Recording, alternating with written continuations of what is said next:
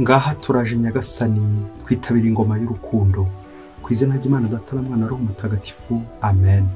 Amahoro bana b'Imana, ni muhumure, Imana iradukunda, ije kudukiza kuri uyu gatandatu w'icyumweru cya gatandatu gisanzwe, tariki 22 Gashyantare 2025, ubwo duhimbaza intebe ya Mutagatifu Petero intumwa.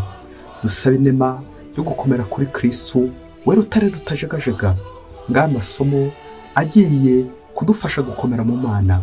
Isomo rya mbere niryo mubaro ya mbere ya Mutagatifu Petero intumwa, umutwe wa 5 umurongo wa 1 kugeza ku wa 4. Bavandimwe, ndinginga abakuru b'ikoraniro bari muri mwe, nkabigira ari uko nanjye ndi mukuru kimwe nabo, n'umuhamya w'ububare bwa Kristo, nkafite n'uruhare ku ikuzo rigiye kugaragazwa. Nimukenura ubushyo bw'Imana mwaragijwe, mutabikoreshejwe n'agahato, ahubwo mubigiranye ubwende nk'uko Imana ibishaka, mukabyemera atari ukwishakira amaronko, ahubwo ari ukugira ngo mwitangire abandi. Ntimugategekeshe igitugu abo mushinzwe kuragira, ahubwo nimubere ubwo bushyo urugero rwiza. Maze igihe umushumba mukuru azigaragariza, muzahabwe ikamba ridashanguka ry'ikuzo. Iryo ni ijambo ry'Imana. Zaburi ya 23. Uhoraho ni umushumba wanjye, ntacyo nzabura. Uhoraho ni umushumba wanjye, ntacyo nzabura. Andagira mu rwuri rutoshye, anshora ku mariba y'amazi afutse, maze akankomeza umutima. Anyobora inzira y'ubutungane, abigiriye kubahiriza izina rye. Naho nanyura mu manga yijimye, ntacyankura umutima, kuko uri kumwe nanjye. Inkoni yawe ubushumba intera ubugabo.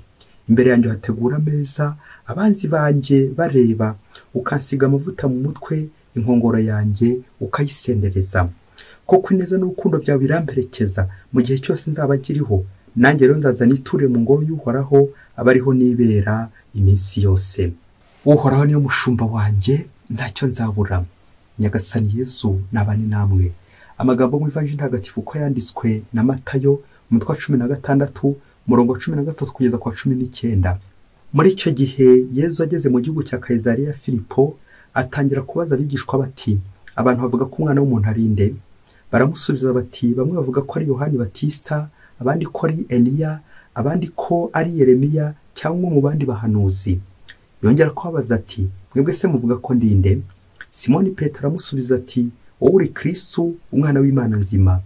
Yesu amusubiza agira ati, urahirwa Simoni mwene Yonasi, kuko atari umubiri n'amaraso byabiguhishuriye, ahubwo ni Data uri mu ijuru. Noneho nkubwiye kuri urutare, kandi kuri urwo rutare nzubakaho kiliziya yanjye, n'ububasha bwo mu kuzimu ntibuzayitsinda. Nzaguha imfunguzo z'ingoma y'ijuru. Icyo uzaba woshye munsi kizabaho no mu ijuru, n'icyo uzaba wohoye munsi kizabohorwa no mu ijuru. Iyo ni Ivanjili ntagatifu. Nagira intama zanjye Petero, nagira intama zanjye Petero we, nagira intama zanjye zose, niwo murage ngusigiye. Bayoboke b'Imana, nimugira amahoro. Kuri tariki 22 z'ukwezi kwa 2 duhimbaza intebe ya Petero intumwa. Umuhanga niwe wavuze ati, icyicaro gikomeye cya Yesu Kristo, le premier vicaire du Christ, c'est notre conscience. Mu cyicaro gikomeye cy'Imana cya Kristo ni umutima wacu, umutima nama. Kuhimbaza Petero rero biraza kongera kunyibutsa ko natwe dufite amahirwe yuko Imana yicaye iwacu. Imana ifite icyicaro iwacu. Ese umutima nama wawe uracyakora nkaho Imana yicaye iwawe? Imana yicaye iwawe mu mutima wawe? Muracyahura n'Imana ngo muhuze? Ingingo remezo idufasha kuzirikana kuri uyu munsi mukuru wa Petero iragira iti, nzaguha imfunguzo z'ingoma y'ijuru. Iryo jambo Yesu yabwiye Petero, uwo murage yamusigiye kugira ngo arusheho kuragira intama yamuragije. Natwe intego niyo tugiye kugenderaho. Niba uri umushumba, iyo ntego iraza kugufasha. Niba uri umuyobozi cyangwa hari abushinzwe, nawe ugendere kuri iryo jambo rya Yesu, icyo cyizere Yesu akubitsemo. Ubwo butumwa Yesu aguhaye ati, nzaguha imfunguzo z'ingoma y'ijuru.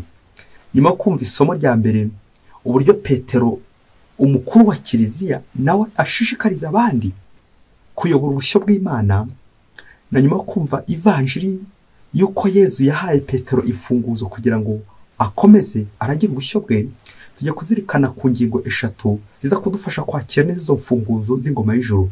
Icya mbere turaza kuzirikana ku kamaro k'urufunguzo. Icya kabiri turaza kuzirikana ku bwoko bw'urufunguzo duhabwa. Icya gatatu turaza kuzirikana Petero uwo ari we. Ese Petero ni nde? Ingingo ya mbere, akamaro k'urufunguzo. Urufunguzo ni ugukingura, uwo ni umumaro wa mbere, ndetse no gukinga. Urufunguzo ni ugukingira icyaha ntikinjire, ugakingira sekibi, ndetse ugakingurira Imana kugira ngo muturane handi muri wa mutimanama wawe. Uko urwo rugi rufunguka umaze gushyiramo urufunguzo, hanyuma ugakingura ukaganira n'Imana, mukabana n'Imana, niko Imana iguha ububasha bwo kugira ngo ukingire ikibi, maze mugumane n'Imana, mubane n'Imana. Iyo ufite urufunguzo rwo hari ibiryo, urinjira ugafungura, ukanafungurira abandi. Urufunguzo rwo hari ibiryo imaze kurushyikira, ugera kure kuko uri kumwe n'Imana. Urufunguzo rwo hari ibiryo, mubyeyi urarufite? Wumvise akamaro k'urufunguzo? Akenshi dukunze gufungura tukanafungura, ariko tukaza kwibagirwa gufungurira abandi. Nibwo bizarangira tutongeye kwibuka no gukinga, hanyuma tukagumana nyine na sekibi, tugakingura sekibi, Imana tukayisohora iwacu, kubera ko twafunguye twihugiraho, twibagirwa abandi. Umuyobozi, umushumba ntabwo ari ushisha kugira ngo abandi bashire, ahubwo nunashira kugira ngo abandi bashishe. Nuvunika akavunikira abandi, agakorera abandi, agahibikanira ubushyo, kuko Petero yabitwibukije mu isomo rya mbere. Ngaho akamaro k'urufunguzo umuyobozi, umutegetsi wese agomba kuba afite, nuko ashira kugira ngo abandi bashishe. Niba uyu murongo warawucuritse wa Yezu, urufunguzo rwa Yezu rusubize. Niba Yezu yaragushinze ubushyo bwe, umenye ko ari uzavunika mbere y'ubwo bushyo. Bibaye ngombwa ko ari upfa mbere yabo uragiye, wabyemera? Ibyo nibyo bikunze guturanga. Akenshi tugashaka ko abo turagiye abo babanza gupfa ari bo babanza gushira, bamwe tugasigara tuyobora, dukandagiye ku mirambo yabo tuyoboye, tugashaka gushisha mbere yabo. Dusaba inema yo kuvunikira ubushyo Nyagasani yaturagije. Ingingo ya kabiri, ubwoko bw'urufunguzo Petero afite. Bamwe bavuga bati ni urufunguzo rukomeye, ni urw'iserire, ni urw'ingufuri, n'ubundi bwoko bukomeye bw'urufunguzo. Ariko twongeye tuzirikane ko Ivanjiri yabivuze, nzaguha imfunguzo z'ingoma y'ijuru. Tukongeye tugakoma agatima ku bantu binjira mu ijuru. Kugira ngo winjire mu ijuru, ni uko wagejeje kuri karindwi, la perfection, ubutungane. Icyo nicyo gihe nyine Petero atangira gukingura, cya gihe witunganyije ukagororokera Imana, nuko ukazamuka mu ijuru. Urufunguzo byerekeza ku bubasha, puissance, ubutegetsi, imbaraga. Ubwoko bw'urufunguzo ni ukuboha ikibi no kubohora imitima yacu, kuboha icyaha, bityo tukibohora twerekeza Imana, twerekeza ku butungane. Ubwoko bw'urufunguzo ni ubutungane. Niba rero urufunguzo ufite, imirimo ukora, ububasha ufite bitagushyize ku butungane, ubwo rufunguzo rw'abandi rusubize. Niba ufite kashe, urufunguzo, inkoni, ibyo byose biranga ububasha ufite, ariko ukawukoresha wica aho gukiza, subiza urufunguzo rw'abandi. Niba uzasanga abantu benshi hano ku isi, dufite ubutegetsi, dufite ubuyobozi, bikarangira bamwe bihaye ububasha bwo kwica no gukiza. Ese ubutegetsi bwawe, ubuyobozi bwawe ni ukwica cyangwa no gukiza? Misiyo ya Yezu, ubutumwa bwa Yezu uhiniye umushinga wo gukiza, gukira no gukiza abandi. Iyo rya tegeko rya nyuma rya Kiliziya Gatolika, droit canonique, 1752, salus animarum lex suprema est, la loi suprême de l'Église, c'est le salut des âmes. Ukiza roho. Ngaho akamaro k'urufunguzo, n'ubwoko bw'urufunguzo ni ugukira no gukiza abandi. Ingingo ya gatatu, uwo Petero ari we. Akenshi abantu, wowe nanjye, dukunze gufata Petero, yumvikane nk'imwe mu ntumwa za Yezu ko ari 12, ndetse Yezu yatoye bwa mbere ku ikubitiro abakuye mu bwato, bari abarobyi. Tugakomeza tumubonamo papa wa mbere, nyuma hagakurikiraho abandi Lini Cleti Six, Cornel Damiani n'abandi uko bajya bakurikira kugeza kuri Papa Francisco uriho ubu. Abantu benshi tugahera mu gufata Petero nyine nk'umutegetsi, koko nk'ufite intebe y'ubutegetsi, uri ku ntebe y'ubutegetsi, ufite kashe, ufite rwa rufunguzo. Rimwe na rimwe abantu benshi tukanibeshya ko buriya mu ijuru Petero azaba ari ku muryango hariya ategereje ko upfa cyangwa apfa ngo ubundi dukomange Petero agere gute atwinjize. Ese uko niko urufunguzo rw'ijuru ruteye Yezu yahaye Petero? Kugira ngo wumve neza urufunguzo rw'ingoma y'ijuru Yezu yashakaga kuvuga ahereza Petero, banza wumve ino nkuru maze nawe uze kureba niba utari mu bajya bafata Petero nk'umuntu ukomeye cyane ufite kashe, agakubita ubundi abantu bagapfa abandi bagakira. Urebe uko kugura urufunguzo, urebe Petero wari we. Ngo umunsi uhige kore cyane muri Afurika, ngo umukobwa bitaga Marie Jeanne, ngo yari umukristo w'indani, aririmba muri korali, asenga bikomeye cyane, ari umuntu mwiza. Nuko mu munsi umwe ngo aza guhura n'ikigeragezo cy'umusore. Umusore ngo aza kumubwira ati, Marie Jeanne rero, kugira ngo tuzabane turabanza turyamane. Marie Jeanne atekereje ukuntu ari umukristo, neza yibaza uko agiye kubigenza. Atekereje n'ubundi ko yarari mu gihe cyo gushaka, yibaza uburyo umusore agiye kumucika, nabyo biramuyobera. Afata icyemezo kubera ko yari yegeye na paruwase, ko agiye kureka umusore bakaryamana, ubundi agasaba penetensiya kundi munsi ukurikiyeho, aho kugira ngo umusore amucike, kuko yari yamuhaye iryo bwiriza ko batabana batabanje kuryamana. Marie Jeanne rero abaguye muri icyo cyaha, ngo kiramurya, afata icyemezo cy'uko agiye kwihana, agiye gusaba penetensiya, agiye kwicuza. Ngo agiye mu ntebe ya penetensiya, ngo asanga abapadiri bari gutanga penetensiya ari inshuti ze. Afata icyemezo cy'uko agiye kugaruka inyuma, akazayisaba ikindi gihe, kuko yumvaga atashobora kwirekura. Ngo ari mu nzira ari gusubira iwabo, noneho umusore aza kongera kumusaba ko baryamana mu gihe bakiri gutegura ubukwe. Marie Jeanne n'ubundi atekereje ko yafashe icyemezo ko azajya gusaba penetensiya ikindi gihe, bongera bararyamana. Marie Jeanne bamaze kuryamana byongera biramurya, arababara, arashavura cyane. N'ubundi afata icyemezo cy'uko uhakurikiye ajya kongera gusaba penetensiya. Afata icyemezo cy'uko agiye kwimuka muri iyo paruwase, akajya kuyisabira ahandi, kuko abapadiri babaga muri iyo paruwase yabo bari inshuti ze. Aragenda, n'ubundi ageze mu yindi paruwase, asanga padiri watanze penetensiya ari kolege, ari uwo biganye. Afata icyemezo cy'uko adashobora kwirekura imbere y'umupadiri umuzi neza biganye, hato atazamenya amakosa ye. Asubira mu rugo, afata umugambi ko azajya gusabira penetensiya mu yindi diyoseze, ho ntawe uzigera amurabukwa amumenya. Nuko none ari mu nzira asubira iwabo, wa musore none yongera kumuhamagara, amusaba ko n'ubundi bakomeza kuryamana, baryamana mu gihe bakiri gutegura ubukwe bwabo. Marie Jeanne atekereje n'ubundi ko yafashe icyemezo ko n'ubundi azajya kwihana, azajya bawicuza.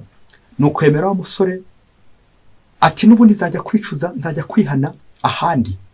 Marie Jeanne yongeye gusubukura urugendo, atega imodoka ajya mu yindi diyoseze kujya gusabiraho penetensiya. Ngo ageze mu yindi diyoseze, asanga noneho padiri watanze penetensiya ari nyirarume. Neza Marie Jeanne afata icyemezo cy'uko noneho ubutaha agiye gushaka amafaranga y'indege azajya mu kindi gihugu, uko abona abapadiri bari muri icyo gihugu bose, bamwe n'inshuti ze, abandi bariganye, abandi nawo mu miryango, abona bitazavamo. Hagati aho Marie Jeanne aracyari kubonana naho umusore, mu gihe akiri gukusanya amafaranga y'indege wazajya kwihana, azajya gusaba penetensiya mu kindi gihugu. Bayoboke b'Imana, Yezu Kristo akuzwe. Marie Jeanne nawe hasimbuza akandi kazina kawe, ashobora kuba ari Mariya Masumbuko, ashobora kuba ari Mariya Yohani, ashobora kuba ari Mariya Petero n'abandi. Iryo zina rya Mariya dukomeze turyubahe kandi turyubahishe buri munsi. Nguwo Petero ni wa wundi ugira ubwoba. Petero ni wa wundi uhemuka akihakana Yezu, afite n'ukuntu ahora imbere ya Yezu asaba imbabazi. Iyo Yezu akiza kugendera ku bwoba bwa Petero ndetse n'uburyo yamwihakanye, ntabwo ari kumuha ubutegetsi, ntabwo ari kumushinga kiliziya, ariko erezoma ko Yezu atita ku byaha byacu ahubwo yita ku mpuhwe ze. Na niyo mpamvu natwe agira ibyo dushinga atari uko turi beza, ahubwo agira ngo turusheho kwitunganya tugororokere Imana buri munsi. Imfunguzo z'ingoma y'ijuru ntabwo byerekeza cyane ku bayobozi ba kiliziya, abapapa, abepiskopi, abapadiri n'abandi benshi, ahubwo njye nawe, wa mutima wanjye uko ndi kwigorora mu rugamba rwa buri munsi tugomba kurwana nk'aba Marijane, tukarwana, rimwe ugatsinda, ikindi gihe ugatsindwa, ariko bikazarangira kuri finale ugeze utsinze. Nguko umuntu wese aba afite urufunguzo rw'ingoma y'ijuru, ariko se ni kangaho ukingura cyangwa ni kangaho ukinga? Ubuzima bwa hano ku isi ni intambara, le combat spirituel, aho ugenda urwana ushukwa imitego, ariko se ujya usimbuka iyo mitego? Wasaga nawe uri nka Marijane ugenda utega Imana iminsi narinjye kuvuga n'imitego, ati ejo uzaba nisubiraho, ubwo ntarisubiraho ongera uze tubonane. Icyaha buri gihe ugahora mu buzima bw'icyaha, uti ejo nzaba nisubiraho. Twongere tuzirikane none ububasha kiliziya yahaye abepiskopi, abapadiri bwo gukiza ibyaha, penitensiya, mu izina rya kiliziya, mu izina rya Yezu Kristo. Aho nanjye wasanga igihe cyanjye kirekire nkimara ntarahabwa penitensiya, ntarisukura, ajourner le péché, icyandi gukegeza hirya, ati nzaba nihana, nzaba nicuza, ejo nawe n'umunsi, n'ejo n'umunsi. Uko ugenda wegezaho icyaha uti nzaba nkihana, nzaba nkicuza, nani kurushaho kugenda ugwa mu byaha inshuro nyinshi, nani kurushaho kugenda ucumura, bikaza kurangira ukiri guhera mu gushakisha amafaranga y'indege, ukiri guhera mu gushakisha itike n'ibindi bintu byinshi bya hano ku isi, ukazibagirwa ubuntu bw'Imana. Intebe ya Petero ni intebe y'imbabazi, ni intebe y'ubuntu bw'Imana. Ese uherutse intebe ya penitensiya ryari? Ngiye intebe y'ubutegetsi bwa Petero ni intebe ya penitensiya, ni intebe yo kwihana, intebe yo kwicuza. Wasaga nawe ubuzima bwawe ari ukurerega Imana, ati nzaba nihana, nzaba nicuza, ibintu byawe ukabishyira muri nzagihe, nzaba nihana, nzaba nicuza. Ubuzima bwawe uzi ko bushobora kurangira utarihana, utaricuza. Uzajya hehe? Urufunguzo urwo rufunguzo uko rugiye gutora umugese nturafungura ngo ufungurire Imana, bizarangira ahubwo ufunguriye iki? Ufunguriye sekibi, ufunguriye icyaha. Nawe uyu munsi ukomeze urwane nta kudohoka. Ubuzima bw'umukristo hano ku isi ni urugamba rwa roho, n'ubuzima bwa Petero, kurwana, agahora arwana kugeza igihe azabambirwa ku musaraba, agasaba bishe bati nimumbambe nka databuja.